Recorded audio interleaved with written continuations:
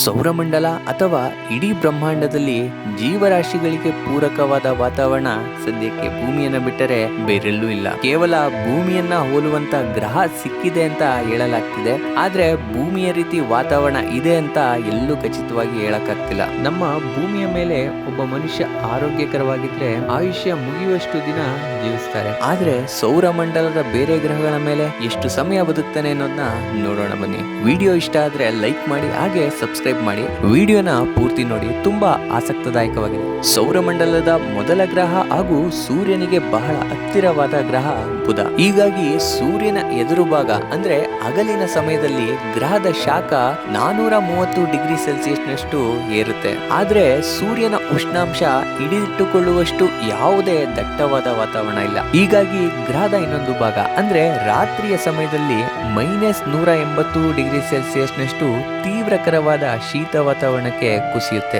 ಮನುಷ್ಯ ಏನಾದ್ರೂ ಈ ಗ್ರಹದ ಮೇಲೆ ಹೋದ್ರೆ 430 ಡಿಗ್ರಿ ಸೆಲ್ಸಿಯಸ್ ನ ಉಷ್ಣಾಂಶಕ್ಕೆ ಕೆಲವು ಕ್ಷಣಗಳಲ್ಲಿ ಬೆಂದು ಹೋಗ್ತಾನೆ. ಗ್ರಹದ ಮತ್ತೊಂದು ಭಾಗದಲ್ಲಿ -180 ಡಿಗ್ರಿ ಸೆಲ್ಸಿಯಸ್ ನ ತೀವ್ರಕರವಾದ ಶೀತಕ್ಕೆ 2 ರಿಂದ 3 ಸೆಕೆಂಡ್ಗಳಲ್ಲಿ ಮರಗಟ್ಟಿ ಹೋಗ್ತಾನೆ. ಹಾಗಾದ್ರೆ ಗ್ರಹದ ಮಧ್ಯಭಾಗಕ್ಕೆ ಹೋದ್ರೆ ಅಲ್ಲಾದ್ರೂ ಬದುಕಬಹುದಾ ಅಂದ್ರೆ ಖಂಡಿತ ಸಾಧ್ಯ ಇಲ್ಲ. ಉಸಿರನ್ನು ಎಷ್ಟು ಸಮಯ ಬಿಗಿಡಿಬಹುದು? ಅಬ್ಬಬ್ಬಾ ಅಂದ್ರೆ 2 ನಿಮಿಷ ಅಷ್ಟೇ. ನಂತರ ಉಸಿರುಗಟ್ಟಿ ಸಾವನ್ನಪ್ತಾನೆ. ಯಾಕಂದ್ರೆ ಬುಧನ ವಾತಾವರಣದಲ್ಲಿ ಮನುಷ್ಯ ಉಸಿರಾಡೋಕೆ ಸಾಧ್ಯನೇ ಇಲ್ಲ. ತುಂಬಾ ತೆಳುವಾದ ವಾತಾವರಣ ಇರೋದ್ರಿಂದ ಗಾಳಿಯಲ್ಲಿ ಒತ್ತಡ ತುಂಬಾ ಕಡಿಮೆ ಇರುತ್ತೆ, ಮತ್ತೆ ಆಮ್ಲಜನಕದ ಪ್ರಮಾಣ ಕೂಡ ಕಡಿಮೆ ಇರುತ್ತೆ. ಹೀಗಾಗಿ ಬುಧನ ಮೇಲೆ ಮನುಷ್ಯ ಹೆಚ್ಚಂದ್ರೆ 2 ಸೆಕೆಂಡ್ ನಿಂದ 2 ನಿಮಿಷದವರೆಗೂ ಬದುಕಬಹುದು ಅಷ್ಟೇ. ಸೌರಮಂಡಲದ ಎರಡನೇ ಗ್ರಹ ಶುಕ್ರ.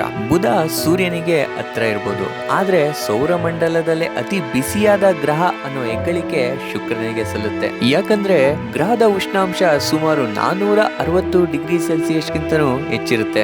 ಗ್ರಹದ ಎಲ್ಲ ಭಾಗದಲ್ಲೂ ಇದೇ ರೀತಿಯಾದ ರಣಭಯಂಕರ ಶಾಖ ಹೊಂದಿದೆ. ಈ ಗ್ರಹ ತುಂಬಾ ದಟ್ಟವಾದ ವಾತಾವರಣ ಹೊಂದಿದೆ. ವಾತಾವರಣದಲ್ಲಿ ಇಂಗಾಲದ ಡೈಆಕ್ಸೈಡ್ ಹೆಚ್ಚಾಗಿರೋ ಕಾರಣ ಸೂರ್ಯನಿಂದ ಬಿಡುಗಡೆಯಾಗುವ ಶಾಖವನ್ನ ಗ್ರಹದ ವಾತಾವರಣದಲ್ಲಿಯೇ ಹಿಡಿದಿಟ್ಟುಕೊಳ್ಳೋದಕ್ಕೆ ಸಹಾಯ ಮಾಡುತ್ತೆ. ಅಷ್ಟೇ ಅಲ್ಲದೆ ಜ್ವಾಲಾಮುಖಿಗಳ ಚಟುವಟಿಕೆ ಹೆಚ್ಚಾಗಿರೋ ಕಾರಣ ಗ್ರಹದಲ್ಲಿ ಉಷ್ಣಾಂಶ ಮತ್ತಷ್ಟು ಹೆಚ್ಚಾಗುವಂತೆ ಮಾಡುತ್ತೆ. ಮನುಷ್ಯ ಏನಾದ್ರೂ ಈ ಗ್ರಹಕ್ಕೆ ಹೋದ್ರೆ ಓವೆನ್ ನಲ್ಲಿ ಕೋಳಿ ಬೇಯೋ ರೀತಿ ಬೆಂದು ಹೋಗ್ತಾನೆ. ಒಂದು ವೇಳೆ ಸುರಕ್ಷಾ ಕವಚ ಅಥವಾ ಸ್ಪೇಸ್ ಸ್ಯೂಟ್ ಏನಾದ್ರು ಧರಿಸಿಕೊಂಡು ಹೋದ್ರೆ ಬದುಕಬಹುದಾ ಅಂತಂದ್ರೆ ಅದ್ಯಾವುದು ಈ ಗ್ರಹದ ಮೇಲೆ ಉಪಯೋಗಕ್ಕೆ ಬರೋದಿಲ್ಲ. ಸಾವು ಕಟ್ಟಿಟ್ಟ ಬುತ್ತಿ. ಸೌರಮಂಡಲದ ಮೂರನೇ ಗ್ರಹ ಭೂಮಿ. ಭೂಮಿಯಲ್ಲಿ ಮನುಷ್ಯ ಎಷ್ಟು ಸಮಯ ಬದುಕ್ತಾನೆ ಅಂತ ಎಲ್ರಿಗೂ ಗೊತ್ತಿದೆ. ಹೀಗಾಗಿ 4ನೇ ಗ್ರಹ ಮಂಗಳನತ್ತ ಹೋಗೋಣ. ಭೂಮಿಯನ್ನ ಬಿಟ್ಟರೆ ಮನುಷ್ಯನಿಗೆ ಸೌರಮಂಡಲದಲ್ಲಿ ತುಂಬಾ ಆಸಕ್ತಿದಾಯಕ ಗ್ರಹ ಯಾವುದಾದ್ರೂ ಇದ್ರೆ ಅದು ಮಂಗಳ ಗ್ರಹ. ಯಾಕಂದ್ರೆ ಮುಂದೊಂದು ದಿನ ಮನುಷ್ಯ ಇಲ್ಲಿ ವಾಸ ಮಾಡಬಹುದು ಅಂತ ನಂಬಿದಾನೆ. ಅದಕ್ಕೆ ಬೇಕಾದ ಎಲ್ಲ ಸಂಶೋಧನೆಗಳನ್ನ ಕೂಡ ಮಾಡ್ತಾ ಇದ್ದಾನೆ. ಆದ್ರೆ ಸದ್ಯಕ್ಕೆ ಮನುಷ್ಯ ಇಲ್ಲಿ ಬದುಕೋಕೆ ಸಾಧ್ಯ ಇಲ್ಲ. 4 ಶತಕೋಟಿ ವರ್ಷಗಳ ಹಿಂದೆ ಭೂಮಿಯ ರೀತಿಯಲ್ಲೇ ಜೀವರಾಶಿಗಳಿಗೆ ಯೋಗ್ಯವಾದ ವಾತಾವರಣ ಹೊಂದಿತ್ತು. ಕ್ರಮೇಣ ತನ್ನ ಎಲ್ಲ ವಾತಾವರಣವನ್ನು ಕಳೆದುಕೊಂಡು ಈಗ ಧೂಳಿನಿಂದ ಕೂಡಿದ ಗ್ರಹ ಆಗಿದೆ. ಮಂಗಳ ಗ್ರಹ ಹೇಗೆ ತನ್ನೆಲ್ಲ ವಾತಾವರಣ ಕಳೆದುಕೊಂಡಿತ್ತು ಅಂತ ಈ ಹಿಂದಿನ ವಿಡಿಯೋಲಿ ಹೇಳಿದೀನಿ. ಲಿಂಕ್ ಡಿಸ್ಕ್ರಿಪ್ಷನ್ ಬಾಕ್ಸ್ ಅಲ್ಲಿದೆ, ನೋಡಿ. ಇದರ ವಾತಾವರಣ -153 ಡಿಗ್ರಿ ಸೆಲ್ಸಿಯಸ್ ನಿಂದ 20 ಡಿಗ್ರಿ ಸೆಲ್ಸಿಯಸ್ ನಷ್ಟು ತಂಪಾದ ವಾತಾವರಣ ಇದೆ.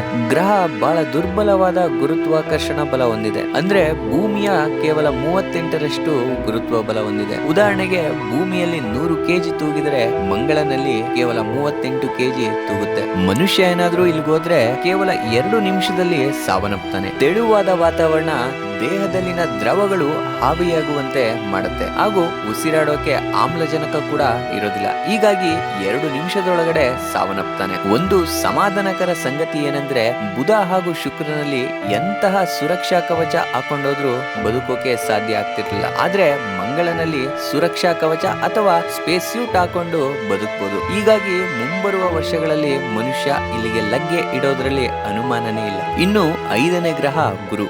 ಗುರು ಒಂದು ಅನಿಲ ದೈತ್ಯವಾಗಿದ್ದು ಸೌರಮಂಡಲದಲ್ಲೇ ಅತಿ ದೊಡ್ಡ ಗ್ರಹವಾಗಿದೆ. ಈ ಗ್ರಹದ ಮೇಲೆ ನಿಲ್ಲೋದಕ್ಕೆ ಘನ ಮೇಲ್ಮೈ ಅನ್ನೋದೇ ಇರೋದಿಲ್ಲ. ಗ್ರಹದ ಮೋಡಗಳು ಹೈಡ್ರೋಜನ್ ಮತ್ತೆ ಹೀಲಿಯಂ ಇಂದ ಕೂಡಿರುತ್ತೆ. ಗ್ರಹದ ವಾತಾವರಣ ಅಗಾಧವಾದ ಒತ್ತಡದಿಂದ ಕೂಡಿರುತ್ತೆ. ಈಗಿದ್ರೂ ಸಹ ಮನುಷ್ಯ ಏನಾದ್ರೂ ಇಲ್ಗೋದ್ರೆ ಕ್ಷಣ ಮಾತ್ರದಲ್ಲಿ ಗುರುವಿನ ಒತ್ತಡಕ್ಕೆ ಸಿಲುಕಿ ಪುಡಿ ಪುಡಿಯಾಗಿ ಹೋಗ್ತಾನೆ. ಇನ್ನು 6ನೇ ಶನಿ, 7ನೇ ಯುರೇನಸ್, 8ನೇ ನೆಪ್ಚೂನ್, ಈ 3 ಗ್ರಹಗಳು ಅನಿಲದ ಚೆಂಡುಗಳಾಗಿದ್ದು ಇಲ್ಲೇನಾದ್ರೂ ಮನುಷ್ಯ ಹೋದ್ರೆ ಕ್ಷಣ ಮಾತ್ರದಲ್ಲಿ ಪುಡಿ ಪುಡಿಯಾಗಿ ಹೋಗ್ತಾನೆ. ಹೀಗಾಗಿ ನಮ್ಮ ಭೂಮಿಯಲ್ಲಿ ಸಿಗೋ ನೀರು, ಆಮ್ಲಜನಕ, ಬದುಕೋಕೆ ಯೋಗ್ಯವಾದ ವಾತಾವರಣ ನಮ್ಮ ಸೌರಮಂಡಲದ ಯಾವ ಗ್ರಹಗಳಲ್ಲೂ ಸಹ ಸಿಗೋದಿಲ್ಲ. ಭೂಮಿ ಒಂದು ರೀತಿಯ ಅಪರೂಪದಲ್ಲಿ ಅಪರೂಪದ ಗ್ರಹ ಆಗಿ ನಿಂತಿದೆ. ಆದ್ರೆ ಮನುಷ್ಯನ ದುರಾಸೆ ಎಷ್ಟಿದೆ ಅಂದ್ರೆ ಪ್ರಕೃತಿಯನ್ನಾಗಲಿ ಉಳಿದ ಜೀವರಾಶಿಗಳಾಗಲಿ ಇವೆಲ್ಲವೂ ಬದುಕೋಕೆ ಅನರ್ಹ ಎಂಬ ಒಂಬುತನ ಇದೆ. ಆ ಜಂಬ ಭೂಮಿ ಬಿಟ್ರೆ ಬೇರೆ ಯಾವ ಗ್ರಹಗಳಲ್ಲೂ ಸಹ ನಡೆಯೋದಿಲ್ಲ. ಇವೆಲ್ಲವೂ ಸಹ ಮನುಷ್ಯನಿಗೆ ಗೊತ್ತಿದ್ರೂ ತನ್ನ ತಲೆಯ ಮೇಲೆ ತಾನೇ ಕಲ್ಲಾಕೊಳ್ತಾ ಇದ್ದಾನೆ. ಮುಂದೆ ಏನಾಗುತ್ತೆ ಕಾಲವೇ ಉತ್ತರ ನೀಡಲಿದೆ.